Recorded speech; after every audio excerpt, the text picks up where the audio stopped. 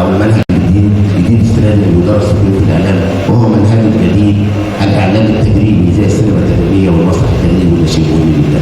انا معايا الدكتوره امل الاعلاميه كبيره، اهلا وسهلا بيك، جميل اذاعي مصر وزميله العزيزه والصديقه، بنحييها وبنحيي الاذاعات المصريه والشبكه المحليه وكل الشبكات. اهلا بيك منوره. اسمع منك بقى هنا القاهره. يعني انا بنت اذاعه الشرق الاوسط، فهقول هنا القاهره. يعني الحقيقه ايوه بصي، انت هتقولي هنا اذاعه الشرق الاوسط وانا هقول معاكي هنا القاهره، صوت العرب من القاهره. ها؟ اذاعه الشرق الاوسط من القاهره. الله عليك، تحيه للشرق الاوسط، تحيه للشرق الاوسط كلها، وايضا تحيه للتلفزيون المصري عندما نقوم بتقديم نشره الاخبار الرئيسيه 9 مساء والساعات 10 بعد منتصف الليل، عندما نقول احداث 24 ساعه.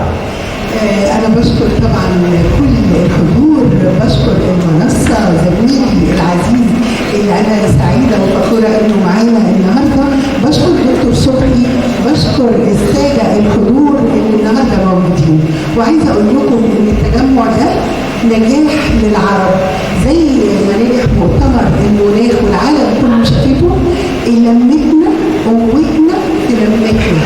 النهارده واحنا مجتمعين في هذا الجمع الكبير، بقول ان شاء الله الاتحاد ودكتور صبحي هيتبنى ادارات جديده، ادارات ممكن تميل يتكلم عن الاعلام.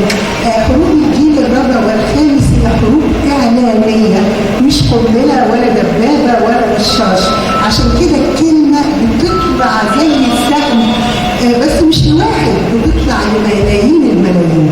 علينا كلنا كأمة عربية ان احنا ننتبه للكلمات، ننتبه للإعلام،